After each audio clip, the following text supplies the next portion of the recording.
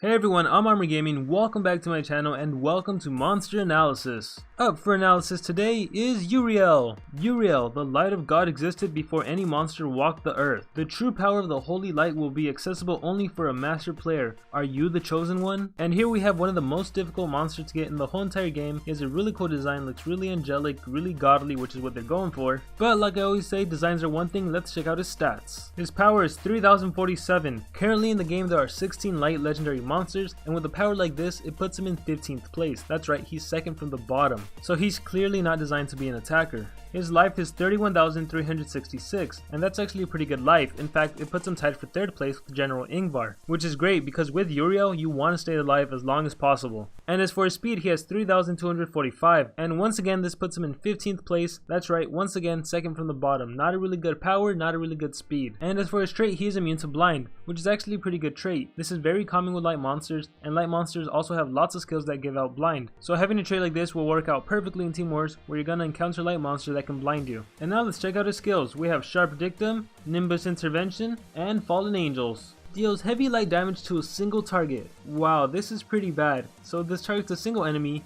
80 damage. Again, it's one single enemy. It's light based, it's not even special based, and again it's one single enemy. Let me highlight that, a single target, that's not good. But even more so, because this monster has a pretty low power and wasn't designed to be an attacker, I'm not sure why they gave him an attack that's meant for an attacker. So overall, a pretty poor special. So then we move on to skills group 1. We have Stunning Dictum, Catholican, and Ethereal Nimbus. And none of the skills from skills group 1 are worth running. I mean, just check out Catholican. 50% chance to remove all negative effects to all friendly monsters. What the heck is that, a 50% chance for your own team? We haven't seen that before. So yeah, skills group 1, just completely forget about it. So then that moves us over to skills group 2. And with this monster, there isn't really an ideal skill set. It depends what purpose you're going to use this monster for. If you're going to use him for PvP, if you're going to use him for Team Wars, there's completely different builds. So first I'm going to discuss each individual skill, and then I'm going to talk about the different builds. So starting things off with Faceless Dictum, deals moderate special damage and may blind target. Deals 40 damage to a single enemy, costs 30 stamina with no cooldown, and it gives blind. So right off the bat, the cool thing about this skill is that it's spammable because it has no cooldown.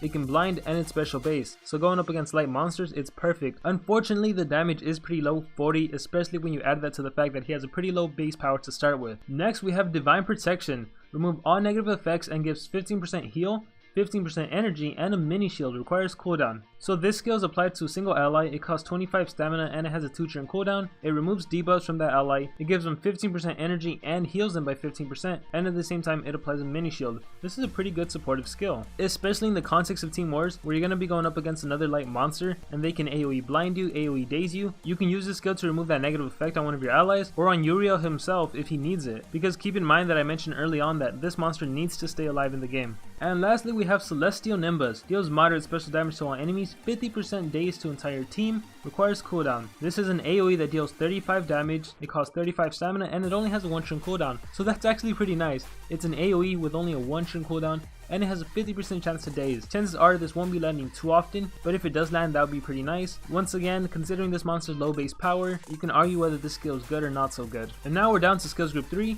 Devastating Dictum. Deals high special damage and may daze target, requires cooldown. This skill targets a single enemy, dealing 50 damage, it costs 35 stamina, and it has a 1-turn cooldown, and this skill dazes the enemy. So in my opinion, this is one of his better skills, especially if you're planning to use this monster in Team War. For one, it deals special damage, not light based damage, so against the light monster it's going to be perfect. Second, it dazes instead of blinds. Lots of light monsters are immune to blind, whereas not that many, or actually I think not any light monster is immune to daze, so this is perfect to reduce that monster's accuracy and reduce their power. And it does have a short 1-turn cooldown. Now the one thing I don't like about this skill is the stamina cost. 35 seems a little bit too high for me. And next we have the mother of all skills, Holy Resurrection. This is what Uriel is most famous for. Revive friendly monster with full life and energy, requires cooldown. So it targets a single ally, a single dead ally. It costs 60 stamina points and it has a high 6-turn cooldown. And for a lot of people, this is basically the only reason that this monster is worth running. In Team Wars, this can be amazing because, as many of you know, it is really hard to keep the common alive, to keep the uncommon alive, and to keep the rare alive, especially if that that rare isn't ranked up, so using Uriel on your team can help you secure 3 coins for your team. Now however, there is a downside, so let's suppose it's common, light, and some other elements. Most of the time the other element is going to be the denier, because for light monsters we don't really have a good denier. So if the other element is deny, and you have a common, then by default the light category has to be an attacker. So normally you'd want to bring someone like Lathe, someone like Lao, or actually if you have demise, you would use demise with all speed runes, and then the other element would be your attacker. But anyways, most of the time you're going to have to run a light attacker, so that does kind of put you in a situation. So this pretty much means if you're planning to use Uriel in that kind of scenario where you have common, light, and some other element, if the other element is going to be the deny monster, then you have to make Uriel an attacker, which is why I said there are so many different skill sets you can run on this monster. Even though inherently he's not an attacker, you're essentially going to have to give him strength runes and make him an attacker, and then you're going to utilize Holy Resurrection to recover your dead monster and hopefully secure 3 coins. And that's pretty much the main idea of it, so I'll get back to this later. Let's discuss Archangelic Nimbus. Deals moderate special damage to all enemies, 50% blind entire enemy, requires cooldown, so it's an AoE, deals 40 damage, costs 30 stamina, and it has a 2-turn cooldown, while at the same time having that 50% chance to blind enemy monsters. Now when you're going up against a light monster, chances are they're going to be immune to blind, so then you do have that possibility to mobilize the other 2 monsters, but at the same time it's only 50%, and what we know from experience is that 50% chance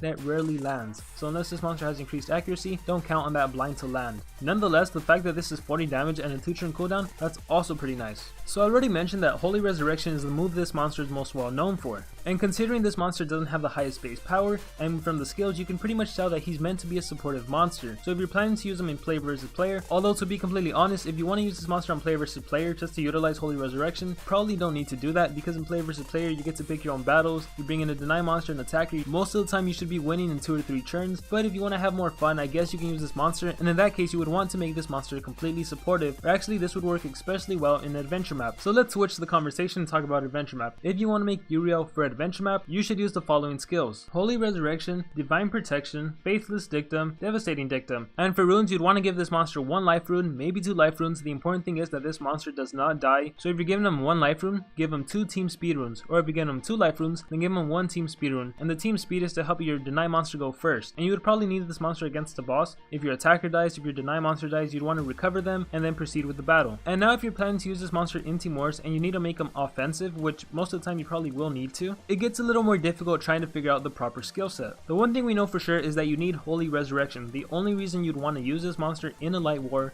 is to utilize Holy Resurrection. And like I mentioned previously, if the rules for war are like common, some other element, and light, most likely your light monster has to be an attacker, which means this monster is going to need strength runes. Now considering you need this monster to be alive to use Holy Resurrection, the runes for this monster could either be 1 strength rune, 1 life rune, 1 speed rune, or 2 strength runes, 1 speed rune. You yourself have to make the decision if it's worth sacrificing the life rune on Uriel in order to give him more power. If he has more power, he can finish off the enemy faster. However, he's also more vulnerable. On the other side, if you give him a life rune instead of another strength rune, it's going to take him longer to finish off the enemy, so there's really a big trade-off there. So anyways, you need Holy Resurrection, and one skill set you can do is to run both of the AoEs, Archangelic Nimbus, Celestial Nimbus, and then one other skill. That skill's up to you. And I think running both AoEs would work especially well if you choose to give this monster 2 strength runes. Because let's be honest about something, if we give a monster high enough strength runes, let's just suppose you could give him 2 level 10 strength runes, then even though this monster has a low base power, the AoEs would pretty much wipe out the enemy team. That's just the way it is. With runes, anything is possible.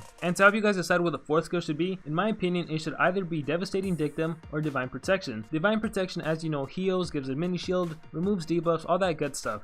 Now if for runes you give Uriel 2 strength runes, running this skill might not benefit you too much because you're missing out on using your runes and you're only going to heal 15% and give yourself a mini shield.